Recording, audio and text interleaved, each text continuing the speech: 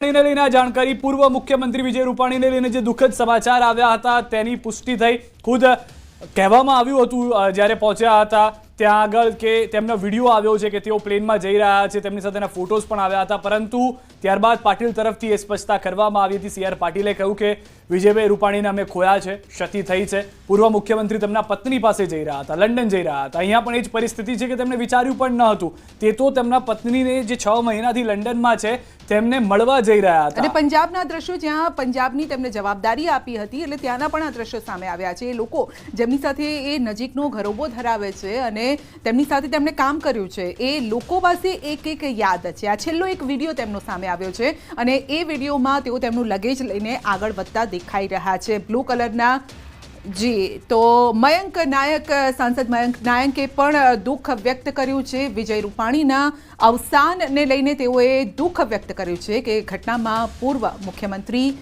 નું અકાળે આ મૃત્યુ થયું છે, અકાળે આ વિદાય છે જે કદાચ કોઈનાથી સહન થાય એવી નથી। કારણ કે વિજયભાઈ રૂપાણી વિશે જો કહેવું હોય ને તો એ રીતે કહી શકાય કે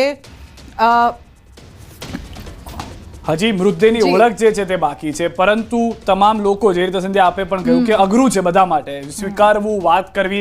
હજી પણ કોઈ પણ વ્યક્તિની ઓળખ જે છે તે થઈ નથી, જે રીતે આપણે પહેલા પણ વાત કરી કે હજી પણ બર્નિંગ એટલું છે તમામ લોકોના બોડીઝ પર કે દાજી એટલી રીતે ગયા છે કે તમામ લોકોના સેમ્પલ પરિવારજનોને લેવા જરૂરી છે। ત્યારબાદ ખ્યાલ આવશે કે કોણ વ્યક્તિ કોણ છે, કારણ કે ગેસ્ટ લિસ્ટ મોટું છે, પેસેન્જર લિસ્ટ મોટું છે કે જેમાં તેઓ બેસી અને જતા હતા, પરંતુ અત્યારના જે જાણકારી છે કારણ કે જે મોતનો આંકડો છે એ પ્લેનમાં જે સવાર હતા તેનાથી વધી ગયો છે। સ્વાભાવિક રીતે બીજા મેડિકલની અંદરના પણ કેટલાક ન ઈચ્છતા પણ નવા ડોક્ટર્સ જે થવાના છે, જે સારવાર આપવાના છે તેઓ હોઈ શકે છે। અત્યાર સુધીમાં 50 લોકોના હજી સેમ્પલ ડીએનએના લેવામાં આવ્યા છે। તો આપ જે વાત કરી રહ્યા હતા કે એ માનવું અઘરું છે તમામ લોકો માટે, જે ઓળખીતા હોય સ્વાભાવિક રીતે તેના માટે કે આ તો હમણાં મુલાકાત થઈ હતી, કઈ રીતે હોઈ શકે, પરંતુ હકીકત કારણ કે 242 લોકો સવાર હતા, 285 નો આંકડો સામે આવી રહ્યો છે અને મોટી શક્યતા જે ઓથેન્ટિક જે માહિતી પણ ત્યાંથી સામે આવી કે પ્લેનમાં સવાર એક પણ વ્યક્તિ બચ્યું નથી। એટલે એ પ્રકારની જે માહિતી આવી છે એને લઈને જ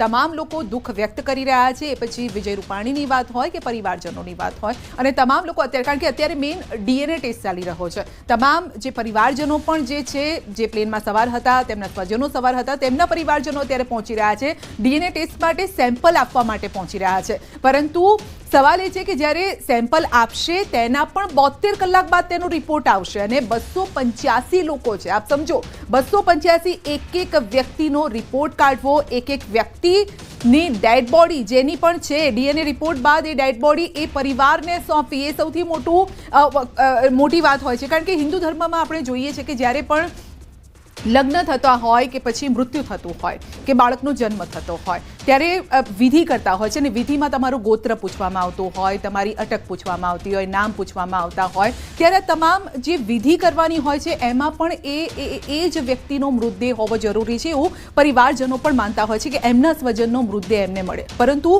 એટલી ક્ષત વિક્ષત હાલતમાં થઈ ગયા છે કે કઈ રીતે હવે તેને ઓળખવા માટે જ આ ડીએનએ ટેસ્ટ કરવામાં આવતો હોય છે।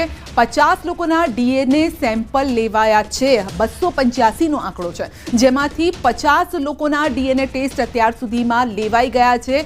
અત્યારે તમામ ડોક્ટર્સની ટીમ જે છે, મેડિકલની ટીમ છે, સતત જ ત્યાં કાર્યરત છે અને તમામ લોકોને, સ્ટાફ જે રજા પર હતો અથવા તો જે લોકોનો વીક ઓફ હતો તે લોકોને પણ બોલાવી લેવામાં આવ્યા છે અને તમામ સ્ટાફ અત્યારે ખડે પગે છે। એ પછી ડ્રાઈવર હોય કે મેડિકલ સ્ટાફ હોય, નર્સ હોય, કમ્પાઉન્ડર હોય, આપ જોઈ શકો છો કઈ રીતે કાર્યવાહી ચાલી રહી છે। એક વ્યક્તિના નામ પૂછવામાં આવી રહ્યા છે, એ લોકોના બ્લડ સેમ્પલ લેવામાં આવી રહ્યા છે, બીજા સેમ્પલ લેવામાં આવી રહ્યા છે અને એના આધારે જ આગળ આ કાર્યવાહી દૂર સુધી, આપ આ દ્રશ્યો જુઓ, નજર કરશો તો દૂર સુધી ફક્ત માથા જ જોવા મળશે કારણ કે પરિવારજનો અત્યારે પહોંચી રહ્યા છે। કેટલી કપરી આ પરિસ્થિતિ છે, પરિવારજનને ગુમાવ્યો છે તેના દુઃખમાં તેઓ રડે કે પછી પરિવારની ઓળખ માટે તેઓ સેમ્પલ આપે અને રાહ જુએ કે મારા પરિવારનો એ સદસ્ય, મારા પરિવારનો એ વ્યક્તિ મારી પાસે ક્યારે પહોંચશે। ભલે એનો મૃતદેહ હોય કે સારી પરિસ્થિતિમાં તો નથી જ, કારણ કે આંકડા પરથી ખ્યાલ આવે છે। અમદાવાદ વિમાન દુર્ઘટનામાં જૂનાગઢનું દંપતી હોવાની માહિતી, કૃષિ યુનિવર્સિટીના નિવૃત્ત પ્રાધ્યાપક RA ચોવટિયા પણ તેમાં સવાર હતા। નિવૃત્ત પ્રાધ્યાપક અને તેમના પત્ની પણ લંડન જતા હતા, પોતાના